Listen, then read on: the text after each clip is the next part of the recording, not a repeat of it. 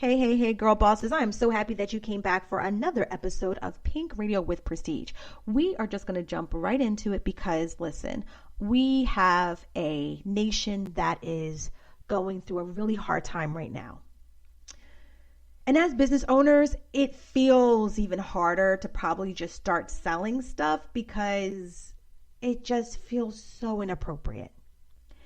But for those of you who are 100% entrepreneurs, and this is how you make your bread and butter, this is how you pay your bills, this is how you're able to supplement your income so that you can pay your bills. To not sell is also detrimental to your financial health, but you want to do it in a way that's ethical. I get it. I had the same struggles too. That's why you didn't hear from me last week. It was hard. But I'm here to give you some guidance on what you can do to start selling, to start reaching your tribe again, and how to do it from a lens that allows you to be empathetic to your tribe, empathetic to what's going on, empathetic to even you, because you too may be struggling with what's happening in the world. So let's just jump right into it. The first thing I need you to do as a CEO is to address the situation. If you are not addressing the situation, your silence is probably even more telling than if you were to have taken a stance.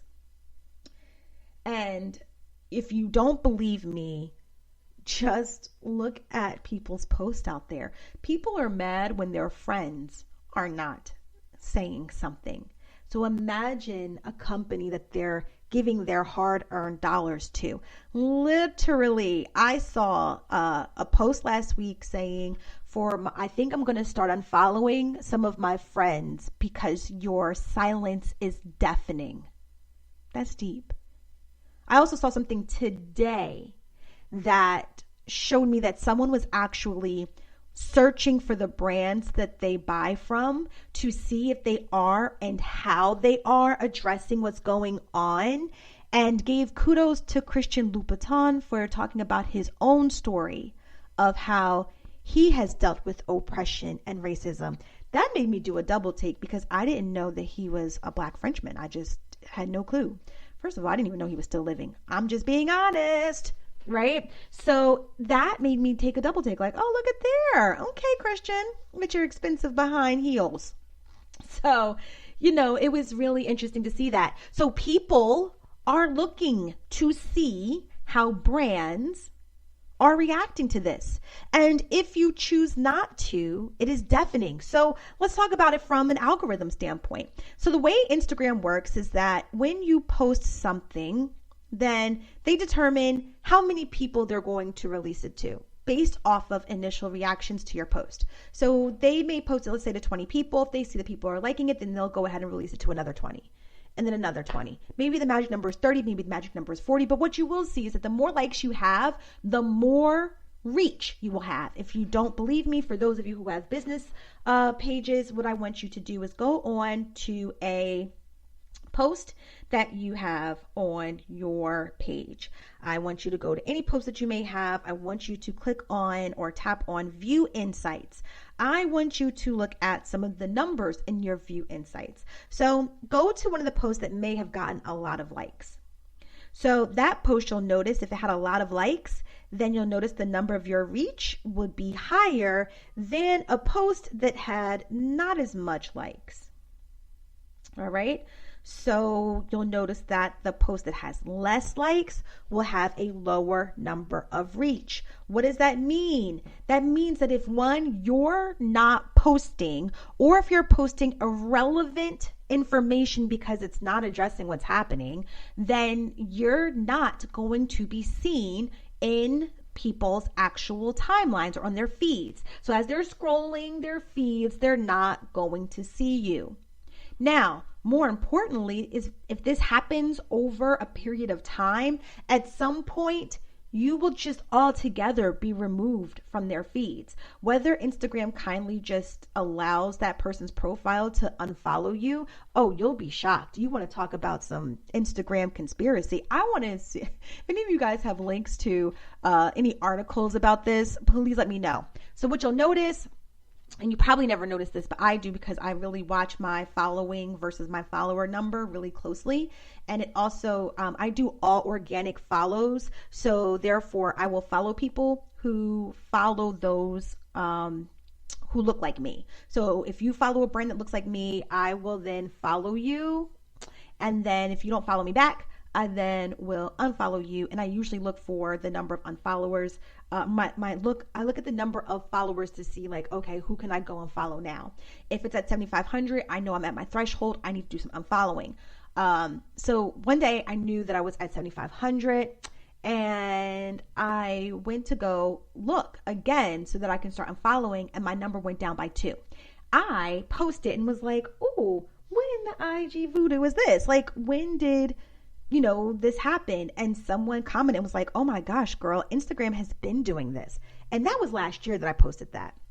So if you are not posting engaging content that is relevant, content that is addressing what's going on, at some point, either you're just not going to show up in their feeds, or Instagram is going to kindly remove you from their following list or from their follower list anyway. So they're not going to see you at all. Now, think about that. That literally means that you are inadvertently removing yourself and removing the connection that you're supposed to be making with your tribe. So definitely take a moment to address what's going on. Let's move on to number 2. Number 2, as you begin to post, as you begin to move into a space where you're trying to figure out, well, how can I sell things? What you want to do is sell from the lens of your tribe. What do I mean by that?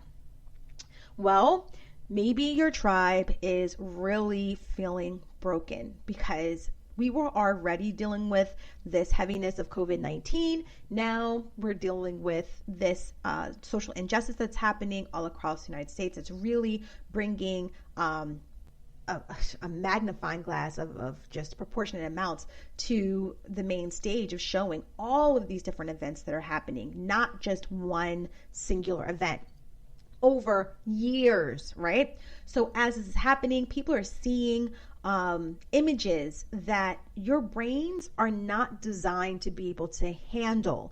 So someone can tell me you watched a video and after watching the video, you cried and sobbed for 30 minutes. Your brain is broken. I don't care what you say. Your brain is broken. Brain broken. Okay. So my therapist, my coaches out there, if you know that this is happening, what services are you providing to help your tribe? This is the time where your tribe needs you the most. I don't see none of y'all out here talking to people about this at all. At all. You need to start telling people you are there to help them. You need to start addressing why they need you. You need to be on lives talking to people about why they need you.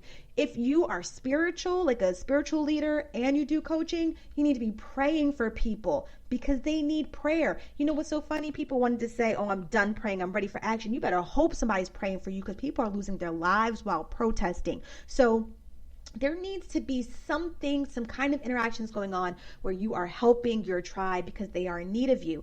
If you sell products, then feel free to do something as simple as making a percentage of the proceeds go to a group that you support.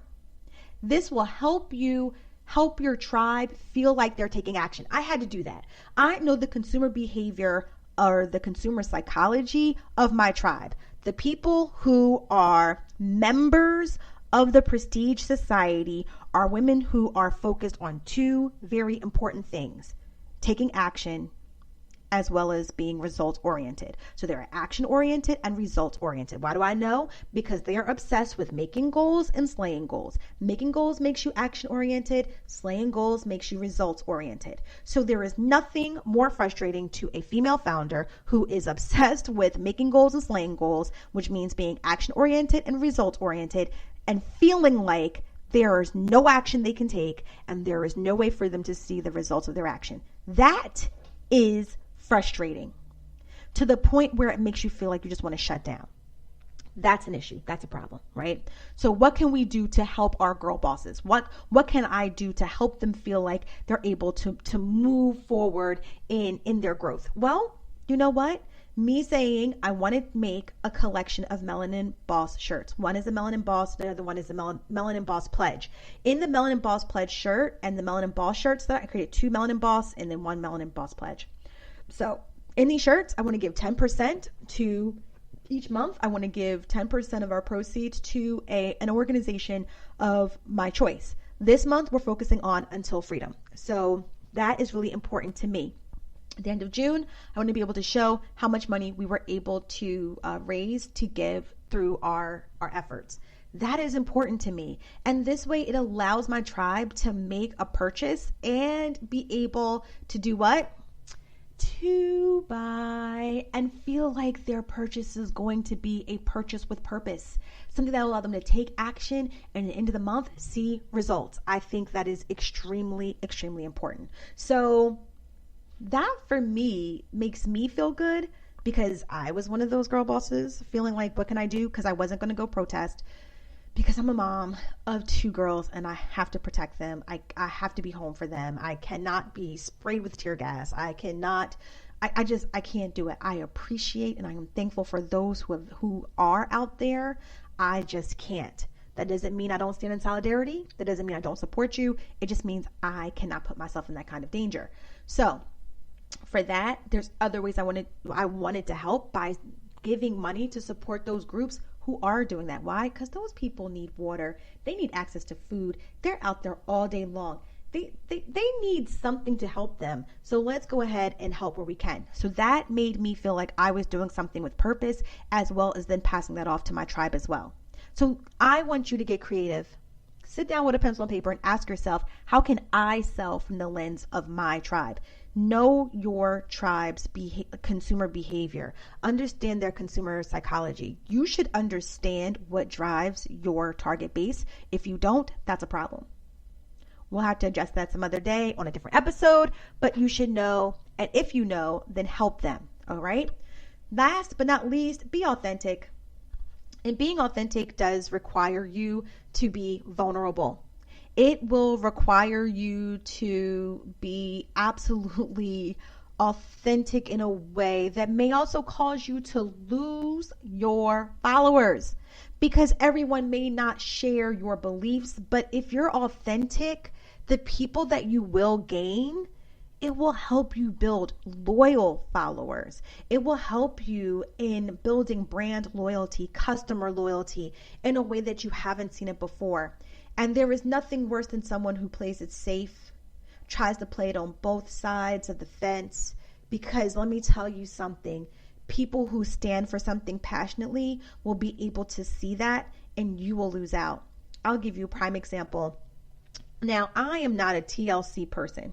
I mean, I buy from a TLC person, but I'm not a TLC distributor. So I don't really know these two major players. So what I saw was just from those who are distributors from TLC, and then seeing some discussion around this from other groups who just had questions around it.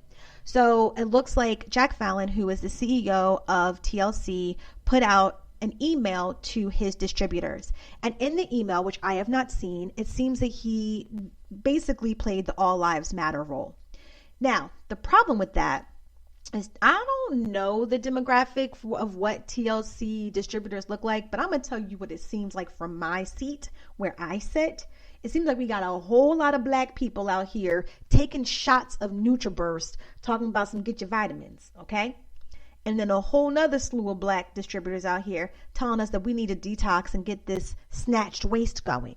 You have people like Coach Stormy, who is making tons of money based off of building teams like this. I believe that she really does want to focus on helping Black families make money through this multi-level marketing group.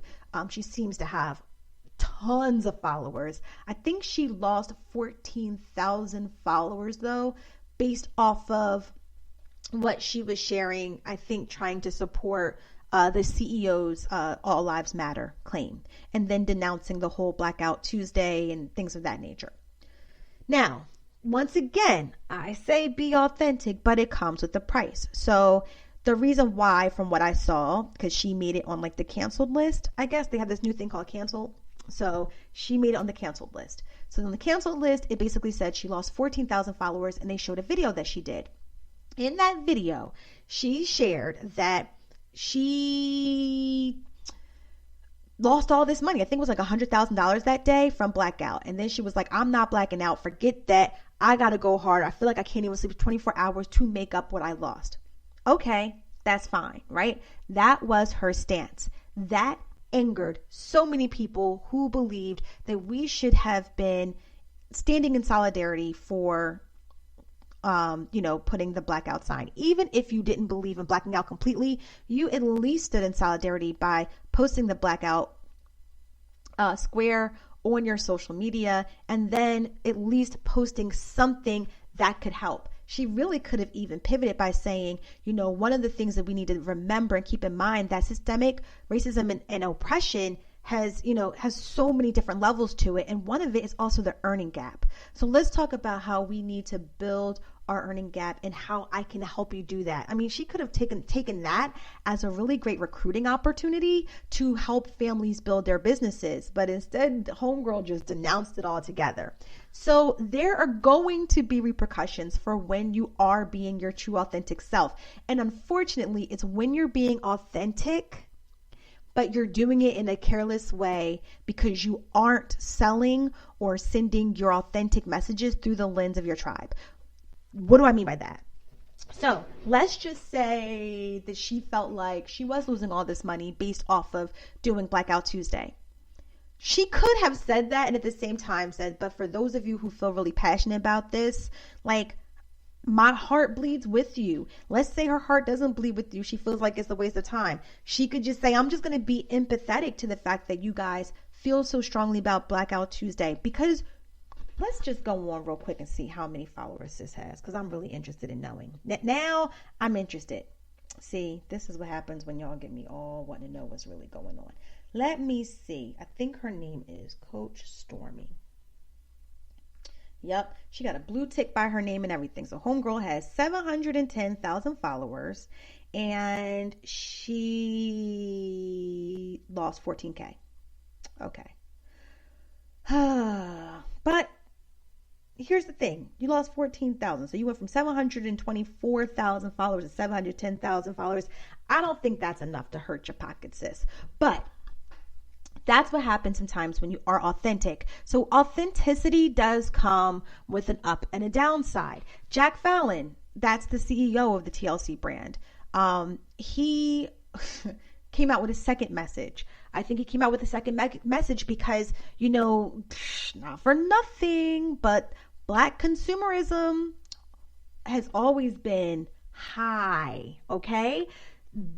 I mean, you might live in really crazy conditions, but you're going to make sure you look good. I mean, we all know that we always call that the poor man mentality for African American culture. We already know that's a thing that exists. So we're not going to act like that's not a thing by not saying that, right? So that's why we've been having all these conversations about really thinking about generational wealth and really shifting our mindset of what wealth means.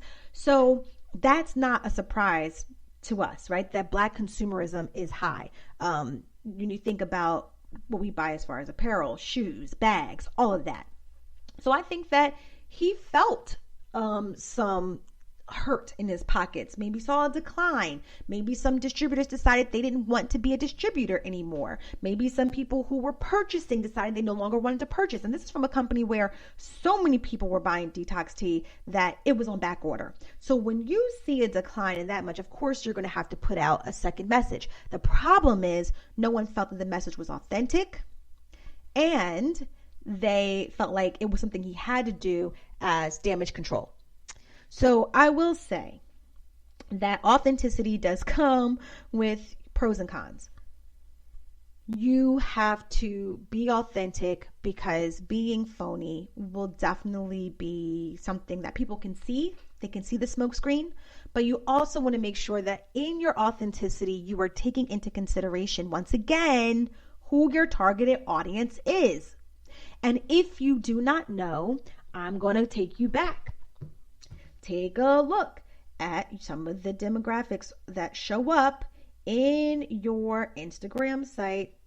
Click on the 3 lines, look at insights, figure out who your audience is, go all the way to your audience. It's going to tell you things like, are they female? Are they male? Where do they live? All right. So if you see that you have a large proportion that are in metropolitan areas, 9 times out of 10, you got some people of color that are really probably dominant in where you are. If you see it's more rural or suburban, maybe that means that you have more of a mainstream. I hate to be that stereotypical, but they don't give you down to the nitty gritty of it. But if you know that you have bigger metropolitan cities too, these are people who seem to have more liberal frames of mind. So that means that some of the things that you're going to say have to be more liberal and more progressive. And if that's not who you are as a brand, then you aren't speaking to really the people that believe in the core messaging of who you are. Or maybe you failed to communicate the core messaging of who you are as a brand. You need to understand who your people are, because the reality is that if you have people who are following you that do not look or think like you, then that's the business that you built. That's the business who you serve. Which means that you need to learn how to stand and support them, because their dollars support you. So I hope that in this really quick messaging that I shared with you guys today, you are learning how to really be authentic as a CEO. You aren't afraid to address what's going on, and learning how now to ease back into your world of sales by selling from the lens of your tribe. This is how you're going to remain relevant. This is how you're going to continue to position yourself as an industry leader. And this is just how you show your humane side of your brand. I mean, that's what it really comes down to. So with this message, ladies, I hope that you have a wonderful, awesome, and most of all, blessed day. Bye.